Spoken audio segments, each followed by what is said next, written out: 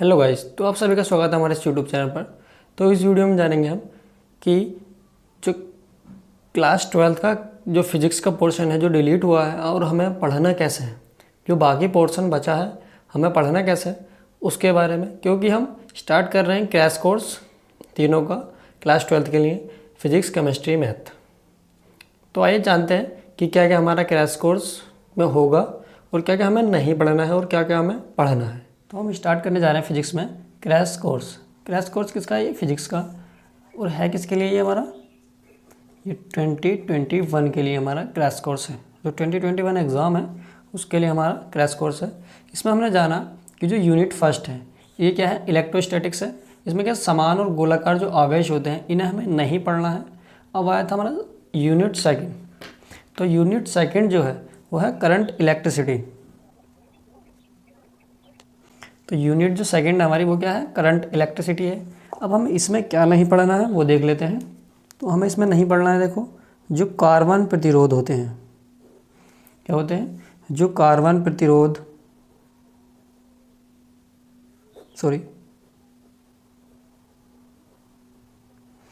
जो कार्बन प्रतिरोध हैं या फिर इनसे रिलेटेड जो कोड होते हैं, जो कार्बन प्रतिरोध से रिलेटेड कोड होते हैं वो हमें नहीं पढ़ने।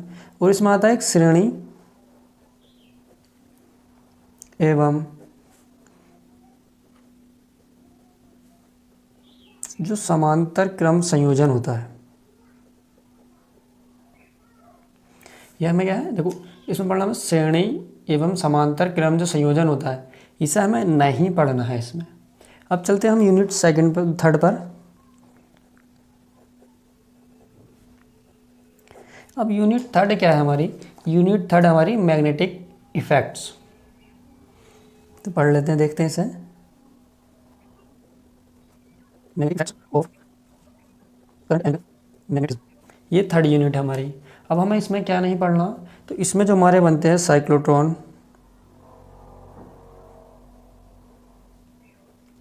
जो साइक्लोट्रॉन होते हैं वो, और जो द्विध्रुव,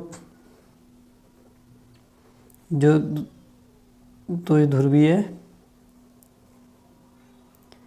चुंबकीय क्षेत्र होता है वो हमें नहीं पढ़ना। कौन कौन से क्षेत्र होते हैं इसमें? जैसे एक होता है हमारा अक्षीय और एक होता है निरक्षीय। तो ये दोनों हमें नहीं पढ़ने हैं, ये हमारे डिलीट हो चुके हैं दोनों ही। और क्या नहीं पढ़ना हमें? जो चुंबकीय आघूर्ण होता है इसमें,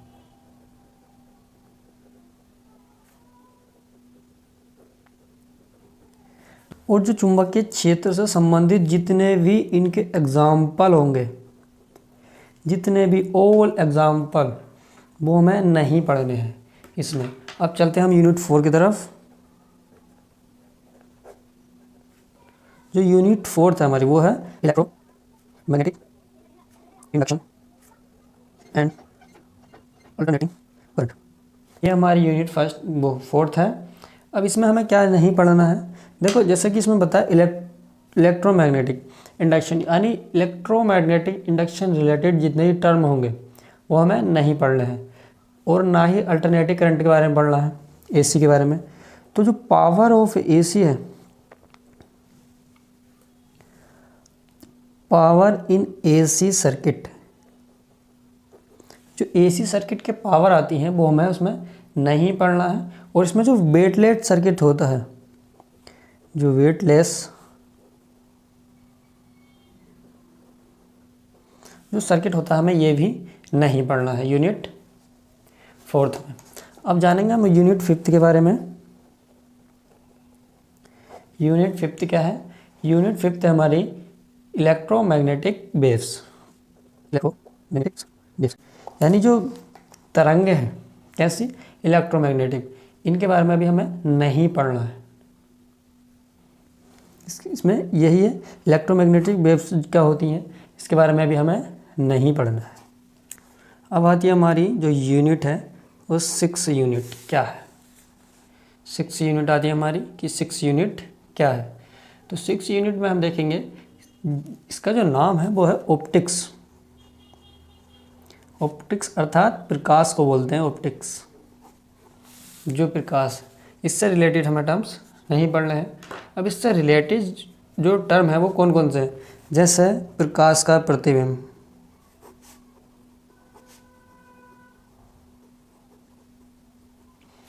ये हमें नहीं पढ़ना है। जैसे अगर हमारा आता है कि जो गोलाकार दर्पण होते हैं, गोलाकार दर्पण हो गए, ये हमें नहीं पढ़ने हैं। या फिर हुआ हमारा दर्पण का सूत्र, जो हमारे होते हैं दर्पण का सूत्र, जो यानी दर्पण जो मिरर फॉर्मूला होता है वो भी हमें नहीं पढ़ना है। अब जैसे प्रकाश का विवर्तन होता है, या प्रकाश का अपवर्तन, या प्रकाश का परावर्तन, तो प्रकाश का जो परावर्तन होता है वो भी हमें नहीं पढ़ना है। और हमें इसमें और भी पढ़ना है कि आसमान का रंग नीला होता है क्यों, ये वाला टॉपिक भी हमें नहीं पढ़ना है। और जो सूर्य अस्त या सूर्योदय के समय जो सूर्य लाल दिखाई देता है उसके बारे में भी हमें नहीं पढ़ना है। सूर्य अस्त तथा सूर्य उदय के समय सूर्य का लाल दिखाई देना, ये भी हमें नहीं पढ़ना है। और इसमें एक इम्पोर्टेंट पार्ट है बूस्टर का नियम। जो बूस्टर है, वैज्ञानिक उन्होंने नियम दिया था, तो उन्हीं के नाम पर पढ़ा है कि बूस्टर का नियम, तो हमें बूस्टर का नियम भी नहीं पढ़ना है। अब इसके बाद आते हैं हम यूनिट 7 पर। तो यूनिट जो 7 है वो बताती है कि पदार्थ और विकिरण की द्वैत प्रकृति के बारे में। ये बताती है हमारी कि जो पदार्थ है, जैसे पदार्थ हो गए, या फिर पदार्थ, और जैसे हम लेते हैं विकिरण। विकिरण का मतलब होता है कि सूर्य से आने वाली किरण। तो पदार्थ और विकिरण की द्वैत प्रकृति, हमें इसके बारे में यूनिट 7 में पता चलता है, पर हमें इसके बारे में नहीं पढ़ना है। ये हमारा चैप्टर जो पोर्शन है ये डिलीट हो चुका है। अब इसके बाद आते हैं हम यूनिट 8 पर। तो इसमें क्या है, परमाणु और नाभिक। ये जो यूनिट है किससे रिलेटेड है, परमाणु और नाभिक से रिलेटेड है। अब इसमें नाभिक क्या होता है, जैसे हम परमाणु नाभिक क्या होते हैं, जैसे आपने देखा होगा इसमें क्या है, जो रेडियो एक्टिव पदार्थ कौन से हो गए, जैसे अल्फा, बीटा, गामा।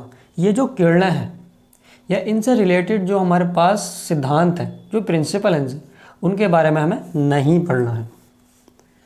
ये सब हट गए हमारे। अब यूनिट आता हमारा 9th। अब यूनिट जो 9th है इसमें क्या है, तो यूनिट 9 जो है वो है इलेक्ट्रॉनिक्स डिवाइस के बारे में।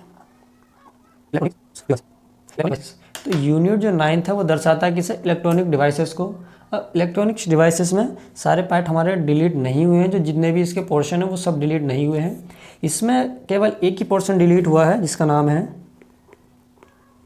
Jenner diode.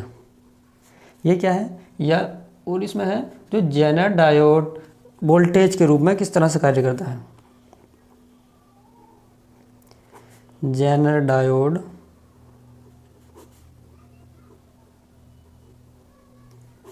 वोल्टेज के रूप में। बस जो 9th यूनिट है हमारी उसमें से हटा हमारा जेनर डायोड और जेनर डायोड वोल्टेज के रूप में, यानी जेनर डायोड जो है हमारा वोल्टेज के रूप में किस तरह से कार्य करता है वो हमारा हट चुका है। तो आपने इस वीडियो में जाना कि हमारा जो डिलीटेड पोर्शन है कि हमें क्या नहीं पढ़ना है उसके बारे में। तो इस वीडियो में जाना आपने कि हमें क्या पढ़ना है और क्या नहीं पढ़ना है। तो हमारा जो क्रैश कोर्स है बस इसी से रिलेटेड है। हम और स्मार्टनेस से पढ़ाई करके हम किस तरह से अच्छे मार्क्स गेन कर सकते हैं। तो बने रहिएगा हमारे चैनल पर। हमारे चैनल को सब्सक्राइब करें, बेल आइकन प्रेस करें ताकि हमारी आने वाली जो वीडियो की नोटिफिकेशन है वो आप तक पहुंच जाए, ताकि आप इसका लाभ उठा सकें। हमारा जो पर्पस है, जो हमारा पर्पज़ है वो है ओनली आपको और आप जैसे सभी विद्यार्थियों को सफल बनाना। तो हम इसी प्रयास से लगे हुए हैं, आपके लिए मेहनत कर रहे हैं। आप भी थोड़ा सपोर्ट दिखाइए और हमारे चैनल को लाइक शेयर एंड सब्सक्राइब करना ना भूलें। Thanks for watching my video.